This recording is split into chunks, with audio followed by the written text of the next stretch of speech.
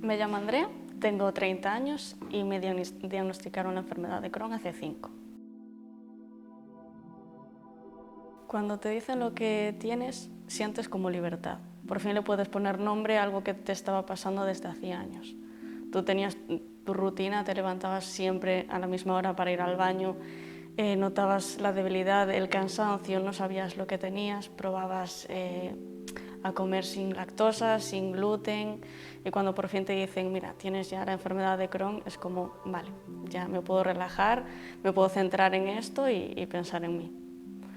Y aún tardas unos meses en aceptar lo que te pasa, porque es como que te cambia la vida. Hay un montón de cosas que tienes que cambiar, sin ser consciente, claro. Yo creo que una vez que te dicen lo que tienes, aprendes a separar un poco a quién le puedes contar y a quién no. Tema familia, mis padres sí, siempre fueron mi gran apoyo. De hecho, mi madre siempre era la que estaba pendiente de mí cuando estaba mal, me llevaba a urgencias, sabía que algo no estaba funcionando bien. Pero sí que el círculo, no por llamarlo amigos, sino tema conocidos, sí que tienes que separar, porque, claro, yo soy delgada ya de serie, pero estaba muchísimo más delgada. Entonces era como, no, tengo esto. Y lo único que te sabían decir era, uff, es que eso es muy complicado. En vez de apoyarte, ¿sabes? O a lo mejor no tienen idea de lo que es la enfermedad en sí, porque hay un vacío ahí que mucha gente no sabe lo que es. Pues nada, como que te hunden más. Y la pregunta típica es, ¿y vas a poder ser madre? Es como, ¿a ti qué te importa si puedo, si quiero, si no puedo? Con mis padres siempre, con mi madre. Mi madre siempre fue mi gran apoyo para casi todo. Quizá el tema de la información. Yo tuve suerte porque mi médico desde el principio me explicó todo bien, me enseñó dónde buscar y demás, pero sí que si te pones a buscar en internet hay como un vacío muy grande, tema foros o grupos de Facebook, lees cosas que dices tú, pero madre mía, en vez de como salir a flote, sabes, como que te hundes un poco más. Pero bueno, yo tuve suerte porque en uno de estos grupos conocí a una chica que tiene colitis y nos hicimos muy amigas, entonces bueno, como que nos apoyamos la una a la otra en ese momento. Justo fue al principio de diagnosticarme lo que tenía. Tema de hacer planes, que no puedes. Vamos a una piscina, hay un baño cerca, vamos a la playa, ¿dónde está el bar más cerca? Viajes en coche es como algo inviable, porque no, claro, tengo que parar, es como otra vez. Entonces es muy complicado. Yo creo que fue lo más difícil, el habituarte a tener que cambiar los planes, siempre, o tener todo como muchísimo más organizado. Aprender a relajarme, porque soy muy nerviosa. Entonces notaba que cuando estaba más nerviosa de lo normal, como que me afectaba más. Entonces aprendí a relajarme, a tomarme las cosas menos en serio y a ver muchísimo más por mí.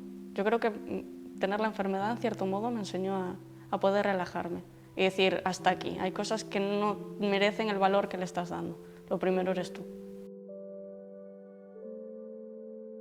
En mi caso no me ha delimitado mucho, pero bueno, sí que ahora porque está dormida, pero sí que al principio, tema ir al gimnasio, tema salir mucho, caminar, hacer deporte, no era capaz, porque me agotaba en nada. Empeorar. Porque claro, tú nunca sabes, vale, ahora estoy bien, tengo días muy malos de no aguantar del dolor, de decir, ¿cómo voy a trabajar? Si a lo mejor no soy capaz, ¿sabes? De estar trabajando y decir, es que tengo que ir al baño, tengo que ir ya. Y claro, la gente no lo entiende al final, porque es complicado. Y saber que hoy a lo mejor estoy bien y que mañana puedo estar por el suelo es difícil. Sí, de hecho, estaba opositando cuando me diagnosticaron. Entonces es una enfermedad excluyente. Y claro, cuando te dicen, tienes esto, es como, vale, tengo que cambiar mi vida 100%. O sea, tuve que dejar la oposición. Y recuerdo que justo unos meses antes de que me dijeran lo que tenía, tuve el examen.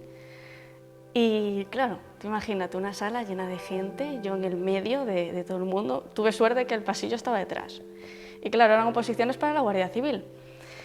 Entonces llamo a la chica y digo, mira, es que yo tengo que ir al baño.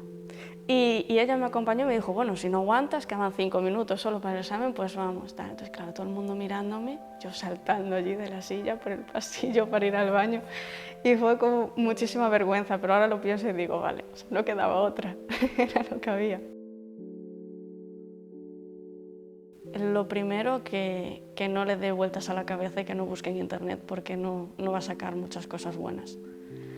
Tiene que relajarse, pensar en frío, al menos ya sabe lo que tiene, que es un paso grande, y centrarse y pensar únicamente en él o ella, en cómo se siente, y siempre va a tener a los médicos para ayudarles en todo y aconsejarles lo mejor posible.